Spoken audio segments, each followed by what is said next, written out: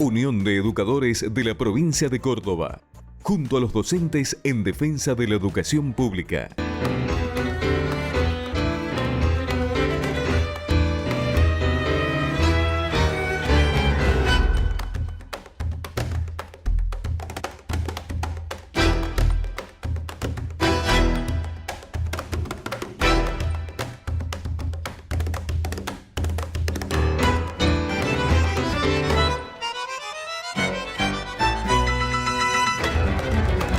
Muy bienvenidos a una nueva edición de Principio Activo, Salud y Sociedad.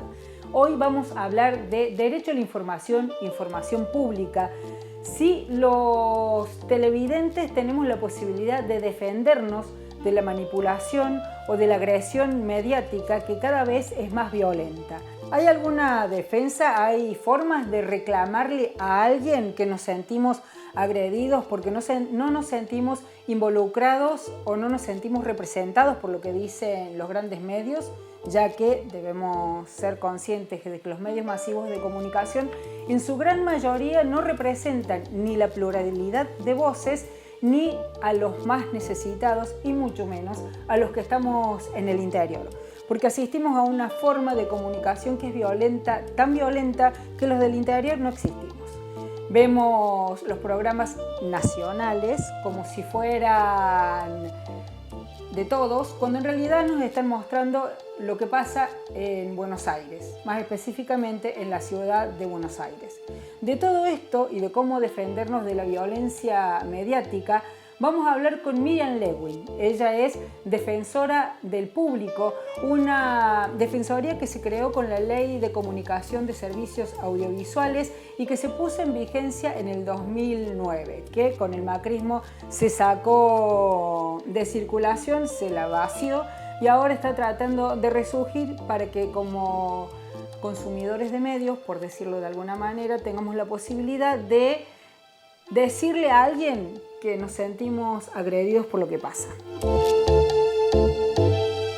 ¿Y qué es el derecho a la información? El derecho a la información es el derecho que nosotros tenemos a recibir información, pero además a procurarla por nuestros propios medios. Es decir, nosotros tenemos derecho a investigar, a pedir que desde el Estado, desde el sector público, se nos brinde información. Es decir, el derecho a la información involucra todo lo que nosotros hacemos o tenemos derecho a hacer para obtener información que nos permita tomar decisiones sobre nuestra propia vida y en este caso, en pandemia, sobre nuestra salud.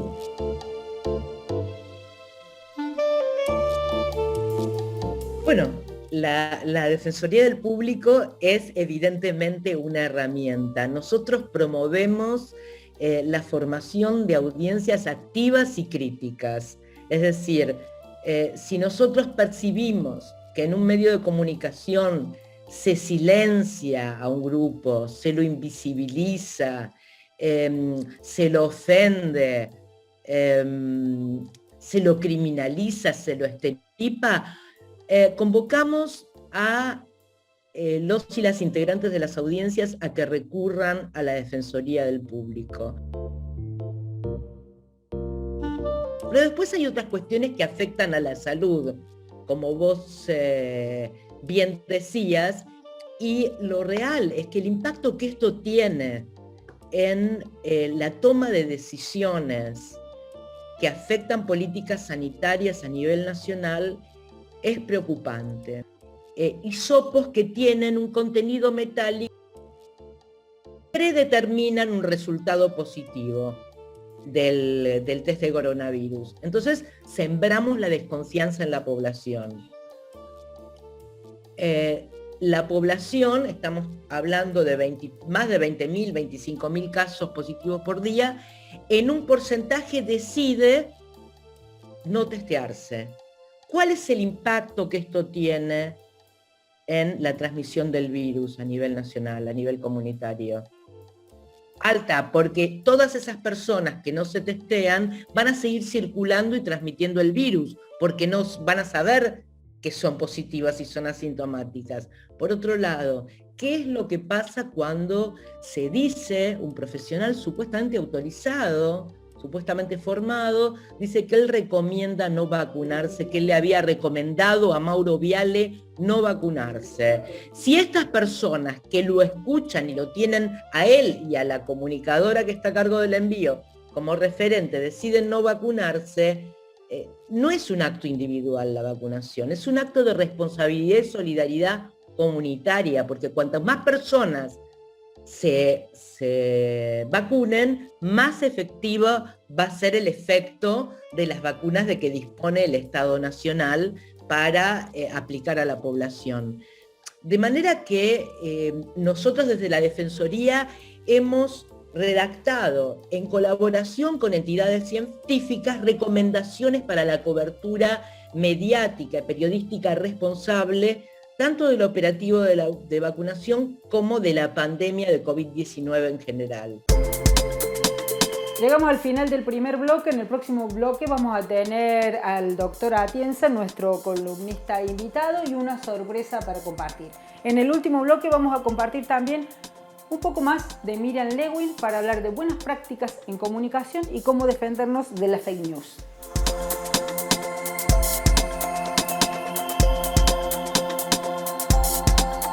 Unión de Educadores de la Provincia de Córdoba, junto a los docentes en defensa de la educación pública. Obra social del personal de la industria gráfica de la provincia de Córdoba. Defendemos el sistema solidario de atención de la salud. La salud es un derecho, no un negocio. Seguimos en Principio Activo Salud y Sociedad en nuestro segundo bloque.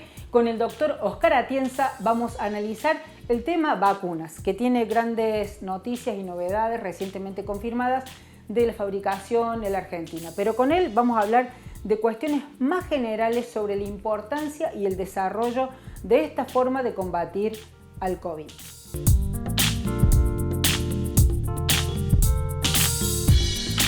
Hay dos grandes problemas. Uno es la capacidad de vacunación de un país, es decir, cuántas vacunas puede aplicar un país a diario o por semana. Entonces yo había pensado que necesitábamos llegar a vacunar más o menos 1 millón de personas por semana para lograr en un lapso de 8 o 9 meses vacunar a los 32 millones de argentinos que necesitamos vacunar. Eso efectivamente está ocurriendo y por semana estamos llegando a esa cifra. El gran problema que tenemos es que los laboratorios prometieron mucho más de lo que realmente produjeron y hicieron generar a los distintos países, a los distintos presidentes, estrategias incorrectas. Todos pensaron que en el mes de diciembre y enero iban a contar con grandes cantidades, millones de dosis de vacunas, y no fue así. En realidad habilitaron demasiadas actividades que luego tuvieron que empezar a replegar y se encontraron con la situación brusca de que no había vacunas. Eso se empieza a normalizar. ¿Por qué? En este momento hay unos 6 o 7 laboratorios que producen vacunas, pero en los próximos 60 días se van a incorporar por lo menos 20 laboratorios más que van a producir grandes cantidades de vacunas. Eso como primer eje. En lo segundo creo que hay que avanzar es en liberar las patentes de las vacunas y sobre todo la del coronavirus. ¿Por qué? Porque el virus va mutando mucho más rápido que la capacidad que tenemos nosotros para poder modificar la vacuna y actualizar a la gente con las nuevas vacunas, porque vamos a tener que revacunar el año que viene con estas nuevas variantes que están circulando. Entonces, estos laboratorios no tienen capacidad. Lo que hay que hacer es trabajar sobre ellos para que cedan las patentes y transfieran tecnología a los países, de modo que podamos ir un poquito más rápido en estos procesos de vacunación. Ese me parece que va a ser el eje de trabajo en el próximo año a nivel mundial, ¿no? Ya de hecho hay de parte de Estados Unidos, de la India y hay algún otro país que no recuerdo en este momento que ya han pedido la liberación de las patentes y me parece que es algo viable, posible para poder trabajar mucho más rápidamente y sincronizadamente en la producción de vacunas. En realidad la vacuna esta tiene que ser masiva, la tiene que producir el Estado y la tiene que regular el Estado. No podés generar acá una cuestión de inequidad social, porque vas a tener gente que se va a salvar y otra gente que no. Y generalmente los bolsones de pobreza son los que no se pueden salvar. Entonces las vacunas las tiene que seguir administrando el Estado de modo masivo y en eso me parece que está caminando bien la Argentina. Me parece que está yendo desde los más vulnerables hacia los más jóvenes. Eso va a producir a la larga, en realidad en muy corto tiempo, en 2 o 3 meses, una brusca caída de la tasa de letalidad que está enfocada en los grupos más vulnerables y sobre todo mayores de 60 años. Vamos a ver, hay un descenso en la tasa de letalidad finalmente la de mortalidad también, y la tasa de infección va a ser la última que va a bajar cuando esté la mayor parte de los argentinos vacunados, ¿no? Por lo menos el 80% de los argentinos que tienen que tener la vacuna. Nadie se salva solo, es algo que hablábamos al principio, ni individualmente ni colectivamente a nivel de país. Israel vacunó al 110% de la población, trajo gente de afuera, que vive afuera, para poder vacunarla. Pero así todo, del otro lado del mundo, en Brasil tenemos una usina de mutaciones de virus. Es decir, alguna de esas mutaciones les va a ingresar en Israel y les va a generar una nueva pandemia. Así que nadie se salva solo. Yo creo que esta pandemia la vamos a superar cuando a nivel mundial la mayoría de los países hayan vacunado a más del 70% de la población. Cuba, junto con la India, producen el 60% de las vacunas del mundo. En todo el mundo, todas las vacunas que se utilizan se producen en esos dos países. Cuba tiene 5 candidatas, 5 vacunas candidatas para utilizar para el coronavirus. Una de ellas ya está en fase 3, que es la Soberana 2. Es una vacuna 3 dosis, pero con 2 dosis se logra una muy buena efectividad, así que posiblemente sea esa la estrategia que se utilice. Ya está en capacidad para producir más de 100 millones de dosis. 100 millones de dosis a todo lo que es Latinoamérica terminaría solucionándole el problema, así que me parece que de la mano de la India y de Cuba, fíjate qué contradicciones, ¿no? Porque son países de una extrema pobreza, bloqueados por el mundo, bastardeados por el mundo, puede llegar a venir la solución para gran parte del mundo, ¿no? Son esas injusticias que tiene un poco este mundo, la humanidad. Así que la mano de Cuba me parece que viene ahí una vez más. Algunos van a estar en problemas, tienen ese sesgo ideológico, así como se quejaron de la vacuna Sputnik de Rusia y después terminó siendo la mejor. Posiblemente lo hagan también con la cubana, así que vamos a estar atentos.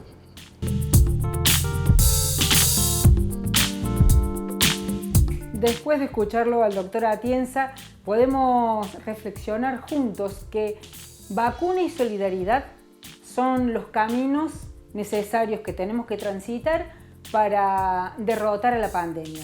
El regalo prometido viene de la mano de Buena Fe, un grupo cubano que le pone música y ritmo a las buenas y grandes noticias de este pueblo.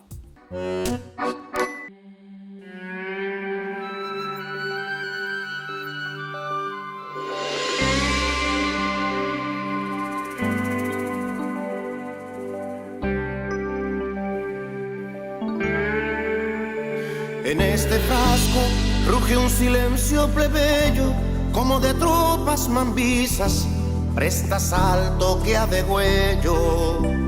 En este bulbo, humedad y amor bravío, baraguana bella eterno, por lágrimas de 2 ríos. En este envase, democracia sin alarde, orgullo para el honesto, vergüenza para el cobarde. En esta dosis, la Virgencita de la Caridad bendice al bravo David que enfrenta al rudo Goliat. Bendice al bravo David.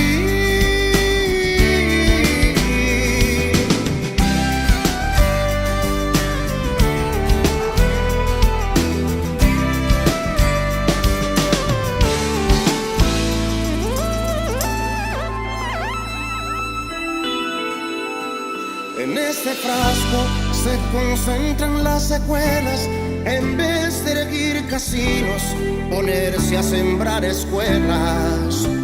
En este bulbo, con evidencias de otra edad, responde esta tierra libre, ¿qué patria es humanidad? En este envase hay desvelos, sobrecargas de estrellas hoy encendidas por aquel sol de luz larga.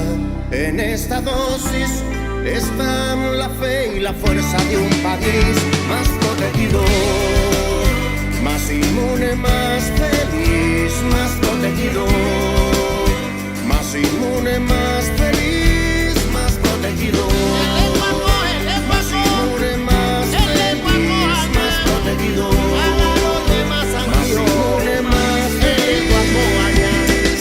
Dime que tú no extrañas la calle, dime que tú no extrañas la rumba, los carnavales, la playa, arrímate pa' acá que a mi ciencia le zumba, le zumba, le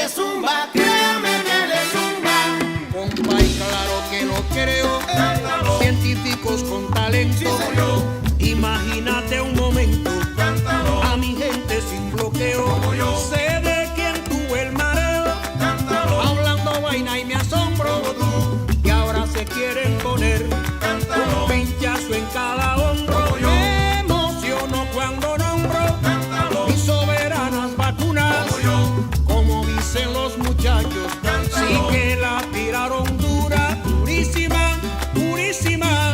Ay, dura, dura, dura, dura, dura, dura. Confianza, mucha confianza nada más. Dura, dura, dura. El que sabe cómo anda tiene derecho a triunfar. Dura, dura, dura. Con sus tambores pa'lante, que nadie los puede parar. En esta dosis está la fe y la fuerza de un país más protegido, más inmune, más feliz, más protegidos, más inmune, más feliz.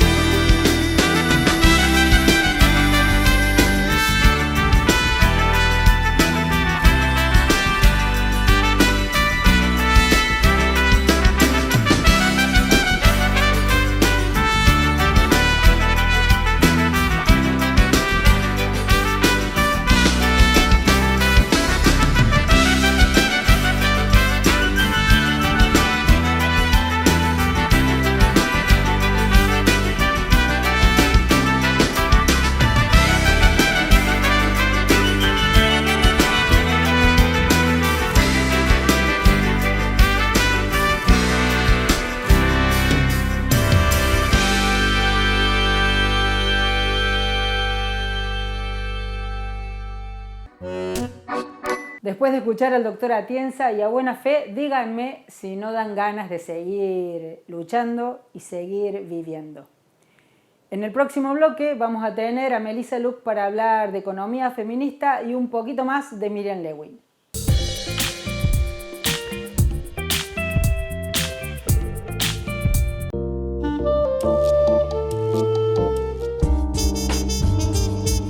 Asambleas virtuales, ventajas del mundo digital. En Code Sociedad Anónima, líder mundial en firma digital, junto a DDA, te ofrecen las ventajas de la asamblea virtual.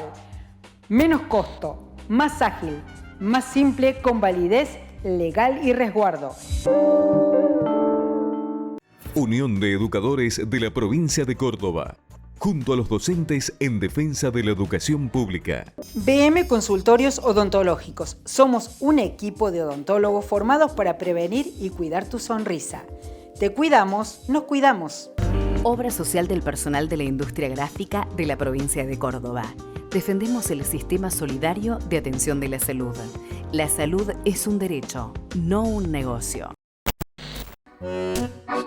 Tercer y último bloque de Principio Activo Salud y Sociedad, como le habíamos prometido, una reflexión más de Miriam Lewin para hablar de buenas prácticas a la hora de comunicar y cómo, como ciudadanos, podemos defendernos de las fake news.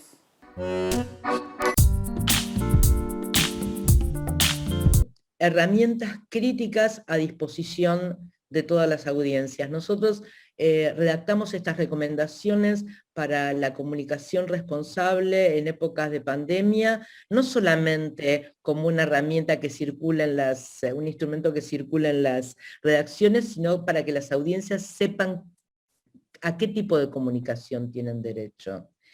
Una comunicación responsable, sobre todo en épocas de pandemia, tiene que entender que no es conveniente hacer debatir a una persona desde una posición de francotiradora contra políticas sanitarias, sino recurrir a las fuentes que se han formado en un saber tan específico como es el de la pandemia, el de la vacunación, el del coronavirus, y que tienen la capacidad de informar con responsabilidad. Es decir, no podemos sentar en un living a debatir con la coordinación de un periodista, por más que amemos la polémica, a alguien que pertenece a una organización negacionista, que dice que la vacuna no sirve, y que el virus fue un invento, y que el virus es un invento, con un miembro de la Sociedad Argentina de Infectología o de Inmunología, o un miembro del comité de expertos que asesora al Ministerio de Salud. Nosotros siempre hablamos de las dos campanas, de la neutralidad.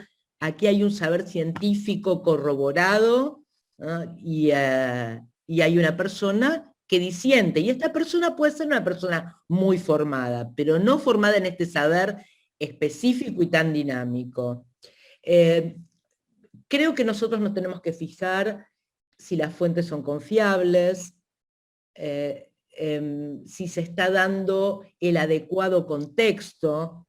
Muchas veces somos presas de la lectura de títulos escandalosos. Hay que leer toda la nota o escuchar toda la nota, no quedarnos solamente en el título que puede haber sacado de contexto para generar más clics. ¿Y para qué se generan más clics? Para conseguir más publicidad.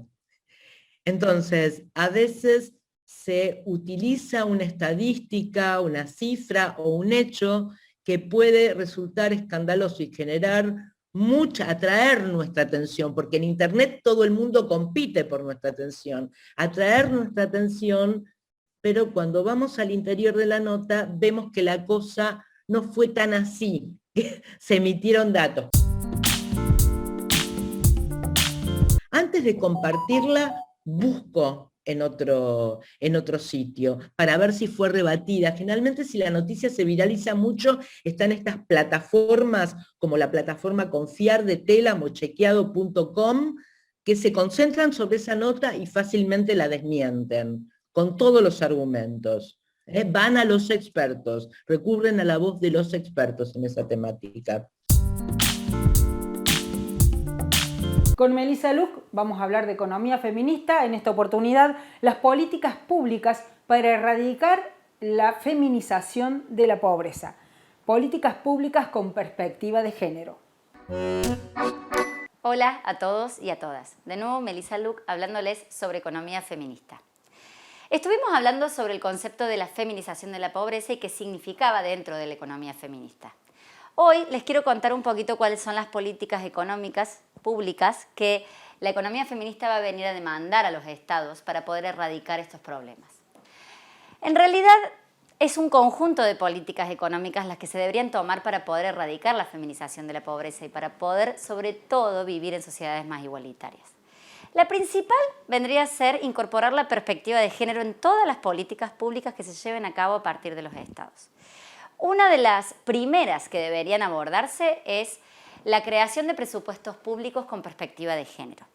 Esto es algo que en Argentina se empezó a hacer y se hizo por primera vez el año pasado de la mano de Martín Guzmán, el ministro de Economía de Alberto Fernández, pero por sobre todo de la mano de Mercedes de Alessandro, una economista que es una de las referentes de la economía feminista de nuestro país.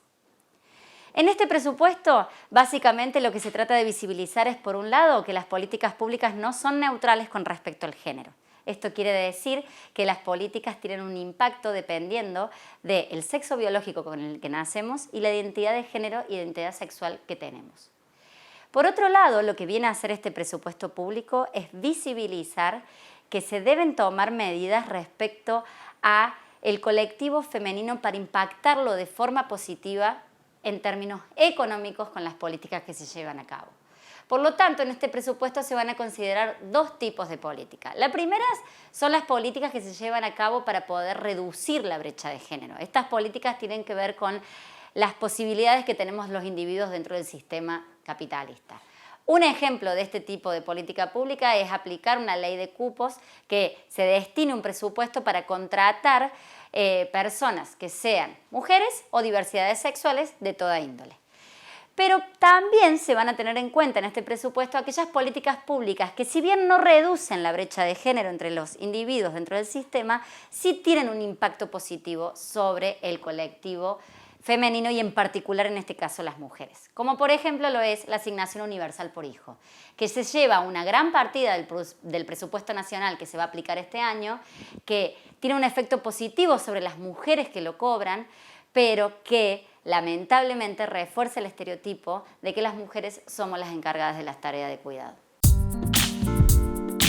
A diario sentimos que el mal nos invade y que es mucho más grande que la capacidad y la resistencia que tenemos como seres humanos.